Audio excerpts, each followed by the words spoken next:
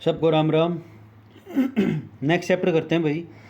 Haryana state industrial and infrastructure development corporation यानी कि HSIIDC।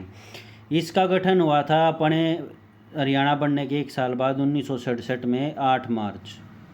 1 साल भी नहीं, कुछ ही महीने, 4-5 महीने के बाद 8 मार्च 1967 में बना था ये किस प्रोविज़न और किस एक्ट के थ्रू बना?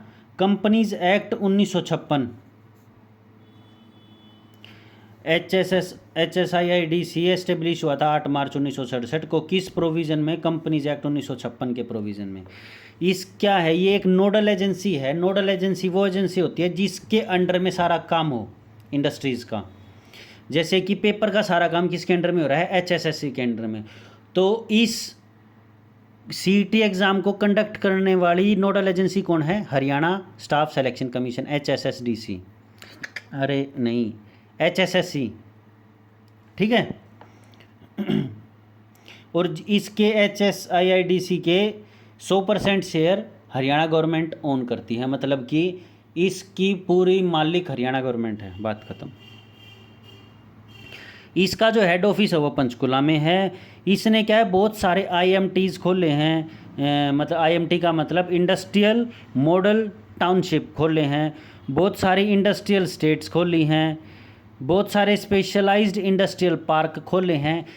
अब ये पार्क आप लोग समझ रहे होंगे घास फूस वाला, जिसमें घास होती हैं, बैठते हैं अपना थोड़ा बहुत इंजॉय करते हैं। नहीं, इंडस्ट्रियल पार्क वो बाउंडेड एरिया होता है। बाउंडेड एरिया मतलब वो एक 4 दीवारी वाला एरिया होता है जो कंपनीज को दे दिया जाता है कि भाई आप अपनी कंपनी यहाँ खोल सकते हैं। ये एक इंडस्ट्रियल पार्क हो गया। वो होता है, उसके अंदर घर भी होंगे, उन लोगों के रेजिडेंशियल हॉस्पिटल भी होंगे, तो वो सब चीज़ें होती हैं। अब HSIIDC खोलने का औचित्य क्या है, ऑब्जेक्टिव क्या है इन लोगों का? इन्होंने ये क्यों खोला है ये पर्टिकुलरली कॉरपोरेशन?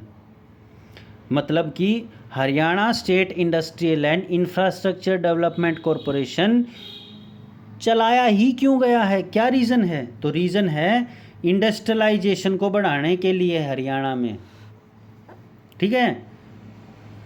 इंफ्रास्ट्रक्चर को अच्छा करने के लिए, IMT को डेवलप करने के लिए, थीम पार्क को डेवलप करने के लिए, डोमेस्टिक और फॉरेन इन्वेस्टमेंट को लुभाने के लिए कि भी आओ और यहाँ पे अपनी कंपनी लगाओ।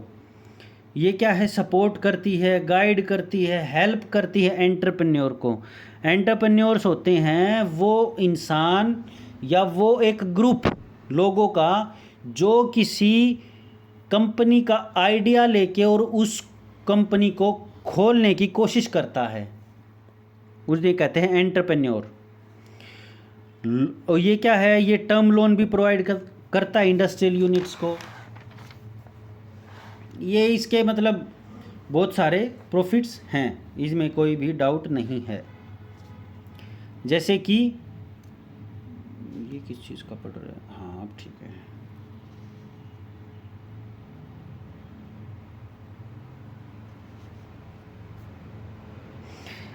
Next, ensure setting up of the industrial investment conductive to balance regional development. देखो ये सारे हैं इनके ऑब्जेक्टिव। बेसिकली वो मेन ऑब्जेक्टिव पीछे थे, ये तो ऐसे ही गाइड करती है इंडस्ट्रियल एरियाज़ को। वो सारे हैं मतलब बाल की खाल उतारना। अच्छा, रोल और फंक्शंस और अचीवमेंट्स क्या क्या हुई हैं HSIIDC की, ठीक है। तो ये हुई हैं इंफ्रास्ट्रक्चर डेवलपमेंट। एक नोडल एजेंसी है इंफ्रास्ट्रक्चर डेवलपमेंट को हरियाणा स्टेट में बनाने के लिए। इन्होंने क्या है, ग्रीन बेल्ट्स बनाई हैं, parking lot, shopping facilities, sewage, drainage, water supply, road की कंस्ट्रक्शन करना, मतलब बेसिकली इंफ्रास्ट्रक्चर से रिलेटेड सारे काम करती है ये। प्राइमरी लेवल इंफ्रास्ट्रक्चर करती है, जैसे कि पानी की सप्लाई होगी, जैसे कि मोटेबल रोड्स होगी, यानी कि रोड का निर्माण करना, इलेक्ट्रिक इंफ्रास्ट्रक्चर, बिजली पहुंचाना हर इंडस्ट्रीज तक। तो ये बेसिक है। सेकेंडरी लेवल क्या है? सेकेंडरी लेवल है उनको प्लाट प्रोवाइड करवाना, providing physical possession of A plot. Plot की जो है पोजेशन उनको दे देना कि भी ठीक है, ये प्लॉट की पोजेशन, मतलब कागजी कार्रवाई करके उस प्लॉट को उनके नाम कर देना। सीवेज ट्रीटमेंट सिक्योरिटी लगाना, पुलिस फोर्स की फैसिलिटी, शॉपिंग फैसिलिटी प्रोवाइड करना, मतलब वहीं पे कोई मॉल वगैरह खोल दो। अब टर्शरी लेवल इंफ्रास्ट्रक्चर, 3 लेवल की इंफ्रास्ट्रक्चर थी, तीसरे लेवल की होगी, उसमें हम क्या है बैंकिंग फैसिलिटी दे देंगे उन लोगों को, टेलीकॉम फैसिलिटीज़ दे देंगे जिससे एक दूसरे से संपर्क कर सकेंगे, ठीक है। और उसमें वेयर हाउसिंग दे देंगे, पेट्रोल और डीजल भी स्टेशन दे देंगे उनके आसपास में। तो ये है टर्शरी। सोशल इंफ्रास्ट्रक्चर क्या है, इंडस्ट्रियल और हाउसिंग दे देंगे, हेल्थ सेक्टर दे देंगे, स्कूलिंग दे देंगे, पब्लिक या ट्रांसपोर्ट लिंकेज कर देंगे, जो अपना मेन हाईवे उसके आसपास देने की ट्राई करेंगे। तो ये इसके इंफ्रास्ट्रक्चर डेवलपमेंट और रोल्स आ गए। Roll number 2, HSIIDC Haryana, development of Haryana state in industrial model township, making efforts for the planning industrial development कुछ नहीं है, ठीक है। अट्रैक्ट करता है एंटरप्रेन्योर्स को, not only for various parts of Haryana other states of India but also for other countries of the world. ये नहीं है कि ये सिर्फ उन लोगों को अट्रैक्ट करेगा, लुभाएगा कि भी आओ हमारे यहाँ पे कुछ इंडस्ट्रीज लगाओ जो हमारे शहर, हमारे देश, हमारे दूसरे स्टेट के अंदर है, नहीं, ये जो दूसरे कंट्री में लोग रहते हैं उनको भी कहेगा कि भी आ जाओ हमारे यहाँ पे इन्वेस्ट करो, ठीक है। अब ये IMTs आ गई, इंडस्ट्रियल मॉडल टाउनशिप आ गई, ये बहुत सारी बनाई है, बावड़, रोहतक, फरीदाबाद, मेवात, खरखोदा में बनाई है। इंडस्ट्रियल एस्टेट, इंडस्ट्रियल एस्टेट क्या है, इंडस्ट्रियल एरिया डेवलप कराया है 1500 एकड़ में at a particular place is called industrial estate. ये बीच बीच में मैं इसीलिए रुक रहा हूँ ताकि आप लोग ये पढ़ सको एक बारी ना। देखो, इंडस्ट्रियल एस्टेट उसको कहते हैं एक ज़मीन जो 1500 एकड़ की हो और उसको डेवलपमेंट के लिए इंडस्ट्रीज़ को बुलाया जाए, this is called industrial estate. ये बहुत सारे अपने डिस्ट्रिक्ट्स में हैं हरियाणा के, ठीक है, ये अलग अलग डिस्ट्रिक्ट दे रखे हैं, इनमें है। इंडस्ट्रियल क्लस्टर, इंडस्ट्रियल क्लस्टर बुलाया जाता है प्रमोट करने के लिए और डेवलपमेंट के लिए एक particular industry at a particular place. जैसे कि अभी फोर्ड चली गई अपने इंडिया से, तो उससे क्या होगा, अब हमें अगर फोर्ड को लुभाना है तो हमें एक थीम पार्क बनाना पड़ेगा जो पर्टिकुलरली फोर्ड को ही निशाना बनाए कि भी बताओ आपकी क्या क्या कमी आ रही, हम आपके साथ, आप दोबारा आओ। मैनेजमेंट ऑफ इंडस्ट्रियल एस्टेट, इसमें क्या है, मैनेजमेंट ऑफ इंडस्ट्रियल एस्टेट को 3 भागों में बांटा गया, ABC। ABC में बड़े बड़े एरिया हैं ये सारे के सारे, ठीक है। B में अपना बीच के एरिया जाएंगे, जैसे रोहतक, समाड़खा, करनाल, बावड़, भरी। C में जो बच गए वो एरिया आ जाएंगे। Allotment of industrial plots, I hope पढ़ लिया होगा, चलो। फॉर मेगा प्रोजेक्ट्स, मतलब मेगा प्रोजेक्ट्स होते हैं जिनकी कॉस्टिंग ही लगभग 100 करोड़ हो, फिक्स्ड होती है कैपिटल। जैसे इंदिरा गांधी के टाइम पे महिला बैंक खोलने के लिए 100 करोड़ की शर्त मांगी गई थी कि भी 100 करोड़ रुपए होने चाहिए जब जाके आप महिला बैंक खोल सकते हो। तो हरियाणा, तो जो सेंट्रल गवर्नमेंट है ना, उनने 100 करोड़ रुपए की डील दी थी और जब जाके महिला बैंक खुला था, ठीक है जी। और इसमें अगर आप बैकवर्ड सेक्शन में लगाना चाहते हैं तो आपके पास 75 करोड़ होने चाहिए। तो ये सब चीज़ें हैं ना, कैटेगरीज हैं।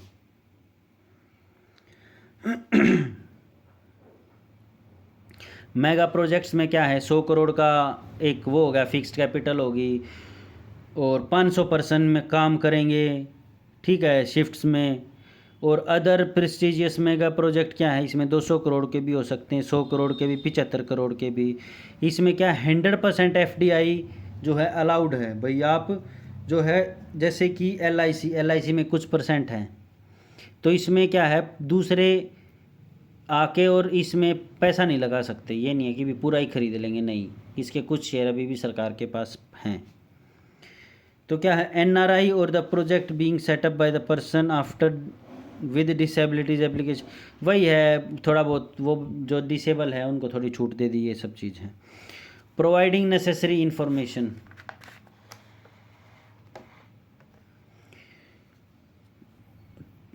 technical expert of HSIIDC help the entrepreneur in preparing feasible report, detailed project report, ये वही डिटेल प्रोजेक्ट रिपोर्ट और वही सब है, कुछ खास सा नहीं है। खास पे ले आ चुका, लोन प्रोवाइड करते हैं भाई, वही आ गया, हॉस्टल हॉस्पिटल वेयर हाउस के लिए, फॉरेन इन्वेस्टमेंट को अट्रैक्ट करते हैं, वही सब चीज़ें रिपीट होके आएंगी, अब कुछ नया नहीं है।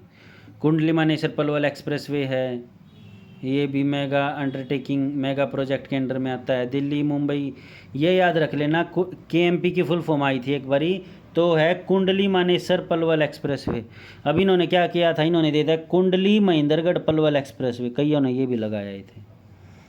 ठीक है, इसकी लेंथ है 100 लगभग 135.65, यानी कि 135 कह दियो।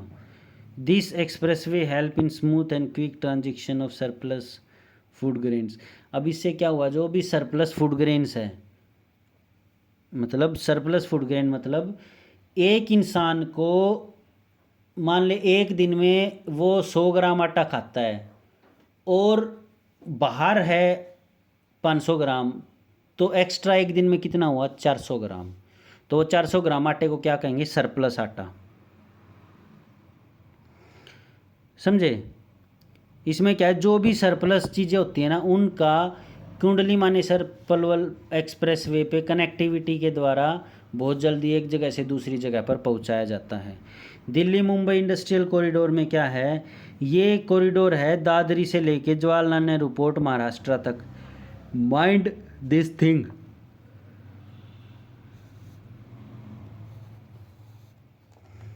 ये क्या है, ये 1483 किलोमीटर का है, लगभग 1500 का। गवर्नमेंट क्या है डेवलप करने की सोच रही है, 24 मैन्युफैक्चरिंग सिटीज़ इस कॉरिडोर के साथ साथ में, ताकि उनको फ़ायदा हो। Delhi Mumbai corridor expressway, Delhi Mumbai industrial corridor, ये अपना 1483 किलोमीटर के हैं और दादरी से लेके मुंबई तक जाते हैं, जवाहरलाल नेहरू पोर्ट तक। याद हो गया होगा। मेन इनिशियल क्या है, Kundli Manesar investment reserve,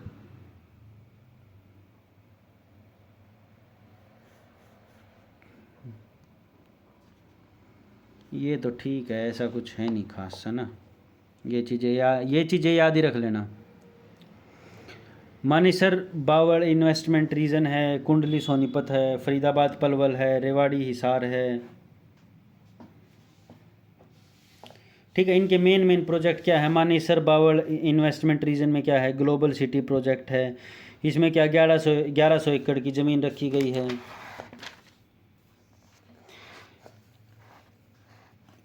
Amritsar Calcutta industrial corridor, Amritsar से चलेगा कलकत्ता तक जाएगा। ठीक है, ये क्या है, लगभग 1840 किलोमीटर का। ये कहाँ से जाएगा, ये याद रख लेना, 7 स्टेट से होके जाएगा अमृतसर कलकत्ता इंडस्ट्रियल कॉरिडोर। किस से, पंजाब हरियाणा, जैसे पंजाब अपना हो गया इस साइड में, पंजाब हरियाणा उत्तराखंड अपना साइड में हो गया ना, Uttarakhand, UP, Bihar, Jharkhand and west Bengal, ऐसे जाएगा ये। मान लो ये इंडिया का मैप है, ऐसे करके, तो ये ऐसे जाएगा। स्किल डेवलपमेंट क्या है, अब इतने सारे आईएमटी खोल देते उनके लिए स्किल डेवलपमेंट की फैसिलिटीज़, एंटरप्रेन्योर को प्रमोट करना, ये सब चीज़ें हैं। एंटरप्रेन्योर को प्रमोट करने के लिए कौन सी पॉलिसी है, Haryana industrial and employment policy 2020, ये याद रख लेना।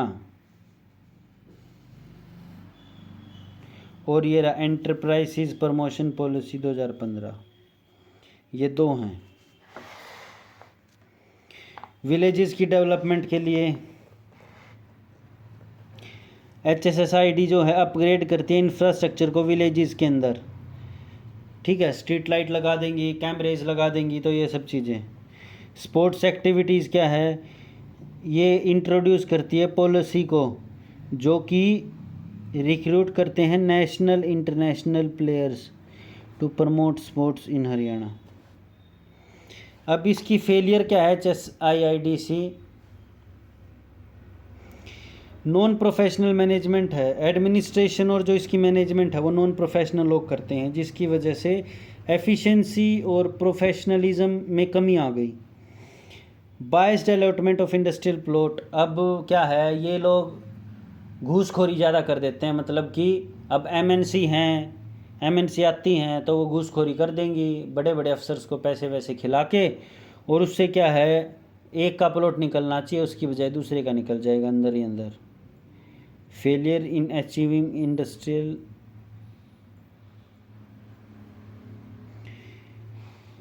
Failure in achieving balanced regional, हाँ ठीक है, जो एक बैलेंस्ड बनाया गया था, यानी कि जैसे कि गुड़गांव, फरीदाबाद, मानेसर, पलवल, पानीपत में इन रीजन में ज़्यादा सक्सेसफुल हुआ नहीं है। पॉलिटिकल इंटरफेरेंस कि भाई ऐसा कर तू अपना सेमीकंडक्टर बनाओ है ना, तो कोई पॉलिटिशियन कहेगा भाई न्यू कर, इसका अपने प्रॉफिट का 1% बनने दे दिया, अपना चलाता रहे बिना किसी रोक टोक के, तो ये घूसखोरी होगी। लिमिटेड फाइनेंशियल रिसोर्सेज, अब जैसे HSIIDC है, उसके पास तो जो रिसोर्सेज है यानी कि जो पैसा है, ज़मीन है, वो तो एक लिमिट तक ही है। ये थोड़ा ना अपना हज़ारों करोड़ों 1 लाख करोड़ रुपए कमा कर इस पर लगा देगा, नहीं, ऐसा नहीं है। Poor monitoring of loans after providing the loan, weak system of proving successful. जैसे HSIIDC क्या है, लोन प्रोवाइड करता है, तो लेकिन क्या इनके पास सिस्टम इतना बढ़िया नहीं है कि ये फाइनेंशियल स्टेटमेंट बोरोइंग को वापस ले सकें। बड़ा पंगा होता है बेचारों के साथ ना। इसमें क्या है, नॉमिनी अपॉइंट किया जाता है बोर्ड ऑफ डायरेक्टर को, बोरोइंग इंडस्ट्रियल यूनिट को, इंडस्ट्रियल यूनिट के बोर्ड ऑफ डायरेक्टर को किया जाता है, जो कि loan has been in misuse, जो कि लोन को अगर कहीं मिसयूज़ किया जा रहा है, किया जाएगा तो ये कंप्लेंट फॉरवर्ड करते हैं। चलो भाई, ऑल द वेरी बेस्ट। और आगे पढ़ाएंगे हम Haryana financial corporation HFC। Try करता हूँ कल में आप लोगों का हरियाणा इकोनॉमी कंप्लीट हो जाएगी। बच क्या गया, HFC है, फेड, KVIM और budget. So all the very best और अपना पढ़ो अच्छे से। एक रिक्वेस्ट है, पुराने सभी पार्ट्स मैंने CAG करवा दिया, फाइनेंस कमीशन करवा दिया, इकोनॉमिक के करवा दिए, 4 पार्ट अलग अलग। ये 4 जो थ्योरी हैं, demand supply, product and cost, और हरियाणा इकोनॉमी अभी चल रही है, 2 या 3 मैक्सिमम पार्ट हो रहेंगे और आपके हरियाणा इकोनॉमी ख़त्म। फिर उसके बाद रूरल मार्केटिंग करेंगे, बहुत ही इजी है रूरल मार्केटिंग, कोई ज़्यादा नहीं है, बहुत जल्दी हो जाएगा। चलो भाई, ऑल द वेरी बेस्ट और अपना अच्छे से पढ़ो। चलो, साइनिंग आउट।